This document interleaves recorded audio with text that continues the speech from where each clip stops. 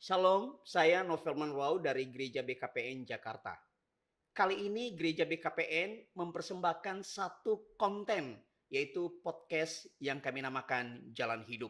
Dengan menghadirkan banyak narasumber secara bergantian yang akan kami ajak untuk berbicara. Melalui konten Jalan Hidup ini, ada banyak percakapan yang akan kami percakapkan tentang kehidupan para narasumber. Dan tentu saja percakapan ini tidak sekedar membicarakan kehidupannya. Tetapi melalui ini kita akan melihat bagaimana tangan Tuhan terlibat dalam perjalanan hidup kita. Kami berharap semoga podcast ini bermanfaat bagi kita dan bisa memetik nilai-nilai hidup dari percakapan ini. Sebelum saya meneruskan, kita berdoa terlebih dahulu. Mari kita berdoa. Ya Tuhan, ya Allah kami mensyukuri hidup kami yang Engkau anugerahkan. Dan kami punya satu kesadaran bahwa hidup ini tidak lepas dari keterlibatan Tuhan bagi kami. Pada kesempatan ini kami akan bercakap-cakap bagaimana Tuhan terlibat dalam hidup kami. Oleh karena itu Tuhan, kami berdoa kiranya Engkau memimpin percakapan ini boleh menjadi berkat bagi pendengar dan tentu saja menyukakan hati Tuhan. Terima kasih, demi nama Yesus kami berdoa. Amin. Saudara, pada kesempatan ini di depan saya ada seorang anak muda yang energik. Namanya Vincentius Manuela. Saya sering memanggilnya Sius. Makasih Sius sudah boleh datang. Terima kasih Bang, terima kasih sudah diundang. 15 jam perjalanan dari Bandung ke Jakarta. Tadi pagi kena macet. Waduh, cukup melelahkan ya. Bener Bang. Makasih ya. Sama-sama. Sius, Andalah orang pertama mengisi konten Jalan Hidup ini. Nah, waktu berapa bulan yang lalu kan saya sempat telepon, Sius bisa nggak isi nih satu percakapan tentang jalan hidup. Waktu itu kan Sius sempat ragu. Kalau boleh tahu kenapa ya? Iya Bang. Ada keraguan itu. Sebelumnya makasih banyak Bang sudah diundang. Masalahnya bukan karena yang pertama saja Bang. Yang pertama sebenarnya bukan masalah. Mau ketiga, keempat juga masih sebenarnya agak takut karena Sius ngerasa tuh kalau sharing tentang kehidupan dengan umur yang masih sangat hijau, dia masih seumur jagung ini, kayaknya masih harus banyak belajar, belum banyak juga yang bisa di-sharing. Tapi karena Abang bilang bahwa ini adalah proses belajar yang kita bisa ceritakan, bahwa yang diceritakan bukan tentang yang baik-baik juga, banyak juga hal-hal buruk yang mungkin jadi pelajaran buat teman-teman. Jadi Sis merasa kalau mau sharing itu kayaknya ya Sis coba beranikan diri untuk sharing di acara ini. Iya. Oke, kami juga sebagai penyelenggara acara ini cukup hati-hati ya. Kenapa? Kesaksian dengan ngomongin diri sendiri itu beda tipis. Dan itu kan yang saya sampaikan kan. Jadi mungkin pendengar perlu tahu yang diomongin ini bukan akunya. Tetapi bagaimana melalui diriku, aku ada kesadaran bahwa hidup ini tidak lepas dari kontrol Tuhan. Dan bagaimana kesadaran ini membuat saya berespon menghormati Tuhan dalam hidup saya. Jadi saya pikir sebelum kita lebih lanjut berbicara, kita mesti deal apa tujuannya ini. Ya, bukan ngomongin dirinya kita. Benar. Ya, oke, baik. Saya mengenal Sius ini kurang lebih 4-5 tahun belakangan ini. Tapi siapa Sius sebelumnya kan saya nggak tahu persis. Boleh nggak Sius cerita sedikit siapa sih dirimu waktu kecil masih di Nias? Silakan. Oke Bang, makasih. Sius asli dari Kota Gunung Stoli. Oke. Nama lengkap Vincentius Manuela, tapi sering ditanya orang Nias tapi nggak punya marga. Memang nggak punya marga karena nggak punya marga Nias. Karena papa Chinese, marga Chinese-nya ada. Oke. Mama Hareva. Jadi Sius anak ketiga dari 4 bersaudara. Rumah itu dekat pelabuhan Gunung Stoli, itu di Labuan Angin. Jadi kami suka bercanda orang mana, orang LA gitu, tapi bukan Los Angeles tapi Labuan Angin gitu. Oh. Kita tuh orang LA gitu, Labuan Angin. Besar di sana dalam kultur walaupun Chinese, tapi karena tinggal di pelabuhan dekatnya sama paman-paman, jadi kulturnya ya kuat sekali bang, maksudnya hampir semua acara-acara pesta pernikahan dan sebagainya macam ya Sius ikut gitu. Jadi bukan nggak mau ngaku orang Cina gitu, tapi memang karena besar tumbuh dalam kultur Nias, jadi memang ngerasa banget jadi orang Nias asli gitu. SD sampai SMA di Nias bang. Nah, sebagai anak Nias masa kecilmu ada nggak pengalaman yang unik membekas sampai sekarang? Buat Sius ada satu, sebenarnya ketika kita tinggal di Jakarta dan ingat tentang masa kecil, ada hal yang buat Sius kemewahan yang kita punya dan anak-anak mungkin yang tinggal di Jakarta ini nggak punya, yaitu pengalaman kita tinggal di Nias itu yang masih mungkin agak sedikit belum semaju kota besar bang. Oke. Pergi sekolah tuh jalan kaki rame-rame dengan teman-teman, pulang sekolah tuh nggak langsung ke rumah tuh, kadang berenang, kadang ke kebun orang, dulu nyolong coklat, nyolong mangga kadang-kadang seperti itu, terus bakar ubi di kebun dan sebagainya macam. Terus sampai di rumah itu biasanya hampir setiap rumah tuh punya ternak babi, jadi kita harus bantu mama tuh ambil ubi, potong makanan babi dan sebagainya macam. Jadi itu pengalaman yang mungkin hampir semua anak di Nias merasakan tuh, ambil daun ubi dan sebagainya macam, yang buat Sius hari ini kalau kita ingat itu yang teman-teman lain Jakarta mungkin nggak punya, tapi buat Sius itu kemewahan yang kalau kita ingat itu keren loh, kita pernah lewatin masa-masa itu. Yang orang Jakarta kalau mau coba itu bayar loh. Yang mau berenang di laut itu mereka masuk Ancol, di sini bayar, kita tuh gratis tuh. Yeah. Jadi kehidupan anak desa ya, pernah melalui itu. Itu mewah itu bang. Kemewahannya ya. Oke. Sius, saya iseng nih buka Facebookmu. Dan saya nemuin satu foto. Kamu foto bersama dengan Kak Seto. Bisa tahu nggak kira-kira apa cerita di balik ini? Foto Kak Seto tuh acara tahun 2005 bang, acara Kongres Anak Indonesia. Jadi itu sebenarnya ada perjalanan panjang sih sampai di foto itu sih. Coba cerita sedikit lah. 2005 kan kita ngerasain gempa besar. Waktu gempa itu banyak relawan datang. Nah, Kak Seto dengan timnya dari Komisi Nasional Perlindungan Anak tuh datang ke Nias. Nggak tahu gimana ceritanya, pokoknya ada kenalan yang bawa mereka ke mama, karena rumah nggak hancur dari kayu, mereka ngontrak di rumah. Oke. Jadi Sius dulu tuh seneng juga karena Kak Seto tuh hampir sebulan tinggal di Nias, itu tinggal di rumah, jadi tiap hari ngeliatin dia tuh sama Pak Aris Mardika Sirait dan timnya itu. Nah itu pengalaman yang bisa lihat mereka yang bisa lihat di TV kan tiap hari bisa lihat langsung tuh kan senang sekali.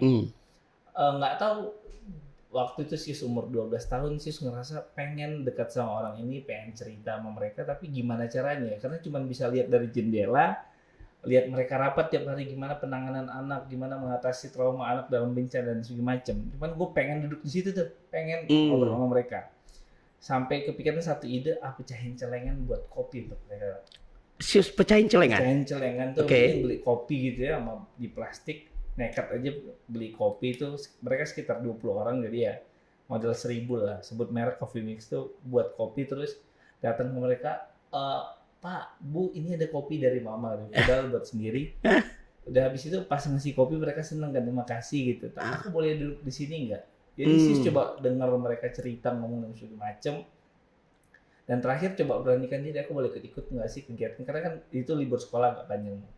Saya ikut dong kayak ke tempat pengungsian, minimal angkat-angkat barang atau pegang-pegang boneka. Jadi jadi maskot gitu lah, ada baju boneka gitu. Jadi ikut-ikut aja apa bisa dibantu. Itu awal perkenalan sama mereka sampai akhirnya karena Sius sering ikut diskusi. Sius nanti ada acara Kongres Anak bulan Juli, itu bulan April, tapi kamu harus ikut lomba dulu di Sumatera Utara supaya jadi perwakilan Sumatera Utara, nanti saya bantu katanya. Saya bantu, ada koordinatornya yang bilang kayak gitu. Sius ikut coba belajar, rupanya juara 1 di Sumatera Utara bang, tahun 2005. Jadi itulah perwakilan 2005, jadi perwakilan Sumatera Utara di Kongres Anak. Itulah ketemu sama Kak Seto. Itu sebenarnya cerita yang buat Sius pribadi jadi tahap awal sih, banyak pembelajaran, banyak mimpi matang seperti dibuka bahwa banyak kegiatan yang bisa dikerjain sama anak muda di Nias gitu. Itu membekas banget dulu bang. Iya ya. Jadi ini kopi jadi tiket untuk masuk di komunitas itu ya. Nah, dari obrolanmu saya nangkep nih. Ini ada batasan, tapi bagaimana menembus batasan ini Sius mikir dan langkah praktisnya tadi pecahin celengan, kemudian bikin kopi sampai bisa bersama dengan mereka. Nah, kalau masa kecilmu seperti itu, saya boleh menduga nggak kalau itu ke bawah-bawah juga naluri seperti itu. Ada batasan tapi berusaha untuk menembus. Ini dugaan saya. Ada komentar nggak, Sis? Nggak tahu nih pengaruh apakah dari didikan di rumah atau seperti apa bang, karena yang Sius tangkap itu kalau kita pengen dapat sesuatu itu harus punya usaha. Dapat sesuatu harus punya usaha. Karena nggak mungkin kita pengen tuh terus orang datang ujuk-ujuk ngasih ke orang ngerti apa yang kita mau. Tapi setidaknya yang saya pikir kita harus effort dulu supaya dapat sesuatu. Nah yang saya pikir saat buat kopi itu kan usaha untuk kita bisa dikenal orang. Dan dari itu sih ngerasa, dan ketika sih coba itu berhasil, langkah-langkah seperti itu di rumah juga kelihatan. Misalnya kalau kadang mau minta baju baru sama mama kan ya rajin-rajin dulu, tiba-tiba kan bersihin rumah dari depan ke belakang, gudang semua dicuci. Saya pikir memang prinsipnya seperti itu gitu. Jadi sampai saat ini saya pikir juga sama, bahwa keinginan kita itu memang harus ada usaha untuk yang dilakukan, harus ada harga yang harus dibayar supaya kita dapat sesuatu gitu. Jadi sih kayaknya itu prinsip juga sih buat kita, bahwa kalau lu pengen sesuatu ya harus ada effort nih gitu, harus ada usahanya gitu. Jadi kalau mau dapat sesuatu nggak ada barang gratis, nggak ada makan siang gratis ya. Harus ada usaha dulu. Jadi kalau ada orang mikir ada yang gratis tuh, yang mikir ya, kasarnya bego gitu, mikirnya seperti itu bang. Oke. Nah ini masih seputaran intip-intip Facebook kamu nih, Sius. Saya lihat juga, saya lihat ada kegiatanmu seputar berhubungan dengan anak-anak, mengadakan taman bacaan. Bisa cerita nggak Sius kisah di balik ini? Itu kegiatan sama teman-teman bang di Ikatan Pemuda Nias Indonesia, terutama tentang waktunya 2017 sampai 2019. Oke. Waktu nyampe Jakarta kan punya keinginan buat bisa ngumpul sama teman-teman ngerjain sesuatu, karena organisasi udah kayak hobi bang, karena dari SMP ngurus pramuka, SMA ngurus OSIS, kuliah ngurus himpunan mahasiswa, ngurus lembaga kepresidenan. Nyampe di Jakarta tuh pulang kerja kan jam 5 sore tuh, tapi masih ada jam 5 sampai jam 11 malam baru tidur, ada 6 jam tuh yang masih kosong. Ngapain ya? Ikut organisasi namanya IPNI. Nah setelah panjang perjalanan ya kami punya komitmen untuk buat kegiatan. Nah yang tadi abang sampaikan soal buku itu sebenarnya ada cerita bang, karena 2017 tuh kami pulang buat acara kegiatan sama teman-teman, kegiatan menggambar sama anak-anak. Kami pengen tahu anak-anak di Nias itu punya imajinasi apa tentang masa depan mereka, tentang cita-cita mereka. Kami pengen tahu kondisi seperti apa. Ini agak panjang ya bang. Iya. Kemudian menggambar lah, itu anak kelas 4 sampai kelas 6 SD ada 80 orang. Pas habis menggambar itu temanya adalah lukiskan, gambarkan kalian di umur 30 tahun. Kalian lagi ngapain? Dan 80 anak tuh Sius agak miris, agak ini ironi, karena 80 anak mereka cuma tahu 11 profesi loh. Oh ya? Dan 80% itu PNS. Hampir 80% PNS. Dari 80 anak profesi yang mereka 80 orang tuh yang mereka tuh PNS. Aku tuh pengen jadi PNS. Oke. Nah, apa yang mengganggumu di situ? Kan nggak salah jadi PNS kan? Jadi PNS nggak salah, tapi Nias ini yang sumber daya alamnya bagus, pariwisatanya bagus dan segala macam, itu nggak bisa maju kalau cuma PNS bang. Kalau belajar ilmu ekonomi, misalnya ya, katanya daerah itu baru maju kalau minimal 4% dari jumlah penduduknya itu adalah pengusaha atau swasta. Oke. Kita tuh nggak nyampe 0,0 berapa persen di data statistik. Jauh ya. Dan yang lebih mengerikan lagi, karena saya berpikir bahwa pilihan untuk berkarya, berprofesi, pilihan untuk cita-cita itu beragam, banyaknya luar biasa. Jadi kalau misalnya di Nias itu tukang jahit itu hanya tukang jahit, tukang bordir, ya di sini itu namanya desainer. Macam. Kalau di sana namanya tukang masak gitu ya. Di dapur-dapur kecil, di sini namanya chef atau koki gitu. Jadi sih pengen ajak mereka punya imajinasi besar. Nah, ada 3 hal yang kami temukan dalam percakapan kami dengan mereka tentang profesi, tentang mimpi mereka. Itu ada 3 hal. Yang pertama, memang nggak punya referensi. Oke.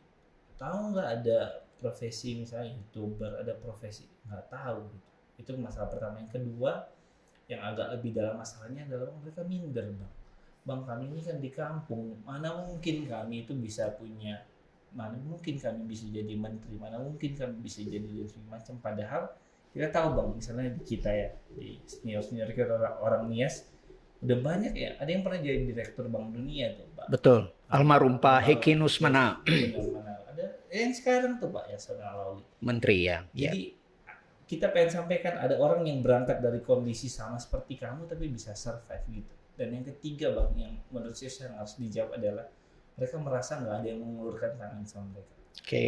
Jadi 3 hal itu yang saya pikir kayaknya program kirim buku ini buat taman baca itu menjawab 3 persoalan tadi. Kita bantu mereka kasih referensi tentang profesi dan cita-cita. Yang kedua, kita tumbuhkan kepercayaan diri mereka, dan yang ketiga supaya mereka tahu bahwa mereka nggak sendiri. Setidaknya dengan program itu, kami yakin setidaknya ya, itu cukup menyentuh lah untuk 3 persoalan dasar itu. Oke. Jadi semangat di balik membuka taman bacaan ini supaya anak-anak ini punya referensi. Yes. Kemudian menumbuhkan rasa percaya dirinya. Dan tentu mereka butuh uluran tangan. Supaya mereka tahu mereka nggak sendiri bang. Karena kalau mereka merasa mereka sendiri, itu mereka nggak peduli sama orang. Karena mereka merasa nggak dipedulikan. Gitu. Jadi saya pikir rasa kepedulian itu yang harus ditanam sama mereka. Supaya mereka merasa punya tanggung jawab yang lebih besar selain diri mereka sendiri. 3 hal ini oke banget nih. Tapi mewujudkannya kan nggak mudah. Ya. Saat itu kan mungkin sih juga nggak bisa segalanya, kan terbatas ya dana dan. Persis. Nah, untuk menghadirkan taman bacaan kan bukan cuma nggak gratis, nggak murah. Nggak murah. Persis. Gimana mewujudkan itu sih? Sis ngertinya kan karena sekarang profesinya dagang, bang Sis belajar bahwa modal itu nggak harus duit gitu. Iya. Dan dalam organisasi, dalam kegiatan seperti itu yang buat Sis yang modal paling mendasar itu sebenarnya timnya bang. Kesatuan hati atau semangatnya, visinya yang sama, visi timnya. Sis beruntung karena dapat teman-teman yang punya satu visi yang sama. Dan menurut Sis itu udah 80% menyelesaikan pekerjaan kalau sudah punya tim yang kuat itu. Nah setelah kami punya tim, rasanya dengan media sosial sekarang tuh bang, cari informasi bang nih. Di mana ada yang sumbang buku, di mana ada pengiriman yang murah dan sebagainya macam, itu gampang cari informasinya. Tapi rupanya setelah kami jalani, yang kami dapat itu jauh lebih mudah dari yang kami pikirkan bang, karena ada hal yang di luar imajinasi kami. Orang baik itu datang dengan sendirinya gitu. Aku ada buku nih di sekolah aku, ada kenalan guru, nanti kamu ke sana, ada pulang-pulang kami bawa 1,6 ton bang. 1,6 ton. Karena kami 3 hari berturut-turut ngumpulin 4,5 ton. Oh ya? Berturut-turut di sekolah, itu salah satu sekolah di Jakarta Barat. Ada kami datang ke kampus dapat 1 ton buku itu. Oh ya? Buku layak pakai. Ada lagi yang datang nawarin untuk pengiriman deh, ada yang kenalin gratis aja, nanti pakai ekspedisinya saya itu. Kalau kami hitung-hitung sekitar 18 sampai 20 juta yang kami pusing juga cari duitnya kemana. Pengiriman aja, ke Nias. Ke Nias itu. Apalagi sampai ngomongin tentang buat taman bacanya, rak buku, kemudian pengajar dan sebagainya macam. Yang setelah kami jalani, kami nggak tahu itu dari mana datang orang-orang baik, datang sendiri itu bang. Tapi setelah dari program itu kami dapat 3 hal sih pelajaran. Yang pertama, kebaikan itu akan bertemu dengan kebaikan. Jadi apa? Ya kebaikan itu kalau kata orang kan itu mengetuk langit ya bang. Jadi itu yang kami percaya itu terjadi. Terus yang kedua, ide itu nggak pernah datang dalam bentuk yang jelas. Kan dia datang samar-samar. Tapi kalau kita kerjain dia pelan-pelan semakin jelas. Jadi poin nomor 2 adalah mulai aja dulu bang. Kalau itu kan slogannya Tokopedia ya.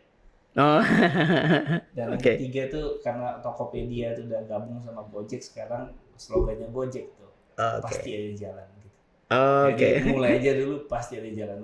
Rasa-rasanya tuh setelah kami jalani itu slogan tuh bagus banget gitu buat program kegiatan gitu. Mulai aja dulu pasti ada jalan. Mulai aja dulu pasti jalan ya. Nah, ini kan menghadirkan taman bacaan tadi yang tidak murah. Ini kan Sis kan cerita tidak lepas daripada jejaring. Sius, gimana sih kamu memandang yang namanya jejaring ini dan bagaimana merawat jejaring yang sudah ada? Oke. Eh, Hari ini kita tahu tuh Bang, bahwa rupanya kita punya kemampuan saja, punya kelebihan, punya skill itu nggak cukup untuk bisa membawa kita sampai di hal yang kita tuju gitu. Tentang misalnya kemauan kita untuk berhasil.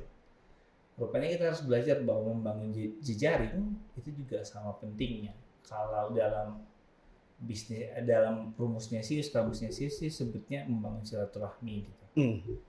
Jadi itu penting sekali Bang. Jadi kalau kekayaan kita nomor satu tuh justru ada di situ tuh, di silaturahminya itu.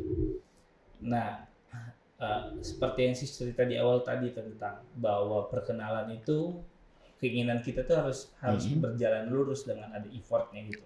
Jadi sis pikir bahwa setiap perkenalan sis dengan orang, kita tuh harus bisa kasih image tentang kita di kepala orang. Image-nya apa ya tergantung kemauan apa. Kalau kita mau menunjukkan bahwa gue punya kemampuan untuk menghandle pekerjaan ini, kerjakan, jangan hitung-hitungan. Karena kalau kita kerjanya hitung-hitungan, hasilnya hitung-hitungan gitu. Jadi si speaker setiap pertemuan dengan orang, kegiatan dengan orang, cara membangun silaturahminya itu, ya berikan citra yang baik tentang dirimu, misalnya hal kecil aja Bang, misalnya soal tepat waktu, tentang disiplin dan sebagainya macam. Hal-hal baik itu pasti membekas di kepala orang. Karena nggak semua juga orang Bang ada. Misalnya nih ya, nggak semua orang tuh punya mental, misalnya lihat sampah ada jatuh di lantai, nggak semua orang mengumpul gitu. Tapi kalau kita ambil peran, kalau biar saya aja yang kumpul, biar saya yang bersihin, biar saya yang cuci piring, itu mungkin jadi harga yang kita nggak bisa nilai nanti sampai di mana orang menilainya itu bisa poinnya itu berkali-kali. Tapi melakukannya juga memang natural ya, bukan cari muka ya. Pun orang misalnya orang nggak melihat itu kan, itu kita kerjain bukan buat orang, buat kita sendiri kan, kita dapat belajarnya ya buat diri kita sendiri. Dan mungkin kalau kita kembali ke prinsip Alkitab, lakukan segala sesuatu seperti untuk Tuhan. Kolose 3:23 itu. Iya. Sius, mungkin singkat aja nih. Ini masih tentang profilmu ya, intip-intip di medsos nih. Jadi kalau nggak mau tahu tentang, kadang saya pikir kalau orang nggak mau tahu tentang kita ya udah jangan bermedsos. Ya. Tapi emang nggak saya kunci sih, nggak saya kunci. Oh gitu. Nah ini kayaknya dalam waktu setahun 2 tahun atau mungkin malah 3 tahun belakangan ini sudah mulai terlibat dalam perpolitikan di negeri ini, khususnya di Kepulauan Nias. Apa harapanmu sih sehingga mau ke sana? Kan buat saya sih udahlah kerja aja, punya usaha, punya keluarga, selesai kan aman. Nyaman ya Bang ya? Nyaman, gak ada musuh kan? yang harus bawahi yang pertama Bang, kalau Abang bilang sebutnya politik, mungkin itu cara orang menilai dari orang Bang. Tapi buat Sius sendiri sih, Sius melihatnya lebih ke aspek memang Sius kayaknya punya passion, punya hobi di situ tuh Bang. Karena kalau mengerjakan itu kayaknya tiap ketemu sama orang itu kayaknya energi nggak habis-habis, tenaga nggak habis-habis. Jadi kenapa Sius kerjakan bukan tentang politiknya aja sih Bang. Tapi kalau ngomong lebih jauh, setelah Sius pelan-pelan coba nyusun gambar-gambar kecil, potongan kecil dari apa yang Sius kerjakan dari kecil sampai sekarang. Rasa-rasanya di politik ini kayak semakin membuat gambar-gambar kecil itu jadi satu gambar yang utuh Bang, lebih jelas lagi tentang apa yang Sius mau kerjakan. Karena misalnya ngomong tentang waktu SMP itu Sius buat penelitian tentang pekerja anak di Nias, kami buat film tentang pekerja anak di Nias, advokasi pekerja anak, ikut kongres anak, bacain tentang 10 rekomendasi kongres anak buat pemerintah. Sius ngomong tentang ada satu kepentingan yang lebih besar tentang masyarakat yang kayaknya di politik tuh nyambung Bang. Memang di situ tempatnya mulai. Nah bedanya apa? Sebenarnya kita bisa buat nilai lebih, buat dampak sebenarnya lewat program-program seperti di IPNI atau di komunitas. Tapi kayaknya lewat politik itu programnya itu bisa dieskalasi dalam lingkup yang lebih besar lagi Bang. Jadi Sius rasa ini jalan yang harus coba Sius. Saya jadi ingat Ahok. Ya. Kalau mau nolong orang jadi pengusaha, tapi lingkupnya kecil. Kalau mau lebih besar, Malah level satu negara jadi Ya, penguasa. benar. Jadi yang saya pikir sih karena masih muda itu harusnya ada dua pelajaran, Bang. Yang pertama adalah manfaatkan waktu ini mumpung kita masih muda tuh, nggak banyak resikonya nggak terlalu besar kalau kita ngerjain dalam waktu yang relatif muda. Jadi ambil kesempatan buat belajar banyak aja, buat belajar. Dan yang kedua, Bang, one day kita pasti anak muda ini akan ada di posisi itu, Bang. Kalau bukan saya ya teman-teman muda lainnya. Jadi menurut saya tuh selain kita harus dapat kesempatan, yang paling penting dari kesempatan itu ya kesiapan kita. Dan masa-masa belajar ini sebenarnya buat kita nguji, Bang, apakah memang niat kita itu di organisasi itu nanti diuji gitu. Kalau nggak dibayarnya di organisasi, kamu mau kerjain atau enggak. Apalagi nanti kalau udah masuk politik praktis yang kita nggak digaji, kita mau kerjain, apalagi yang digaji gitu. Jadi sis pikir ya sis mau kerjain gitu. Oke. Nah, sis dari obrolan ini, kalau saya coba memetakan ya, masa kecilmu sebagai anak desa yang tentu banyak limitasinya ya, sebagai anak desa ya, dari Nias. Kemudian Tuhan membukakan kesempatan-kesempatan. Tak disangka-sangka ketemu dengan komunitasnya Kak Seto. Lalu kemudian mulai merantau dan menemukan jalan hidup yang baru lagi. Itu terlibat dengan IPNI, punya kesempatan bersosial, dan saat ini sudah mulai memikirkan kehidupan banyak orang melalui yang tadi saya sebut perpolitikan ya. Nah, saya teringat satu bagian firman Tuhan nih, Sius. Ya, mungkin Sius aminkan ini atau bagaimana. Dia katakan begini. Mazmur 139 ayat 5. Dari belakang dan dari depan engkau mengurung aku. Kedaulatan Tuhan bagi kita ya. Dan engkau menaruh tanganmu ke atasku. Kita nggak bisa kemana-mana kan. Lalu satu bagian lagi saya ingat nih. Firman Tuhan. Dalam kitab Yesaya. Yeremia pasal 1 ayat 5 demikian. Sebelum aku membentuk engkau dalam rahim ibumu, aku telah mengenal engkau. Jalan hidupmu tadi Zeus ya. Firman ini memang ditujukan kepada Yeremia. Tapi kita yakin bahwa itu relevan juga dengan kehidupan kita. Dan sebelum engkau keluar dari kandungan, aku telah menguduskan engkau. Dan seterusnya.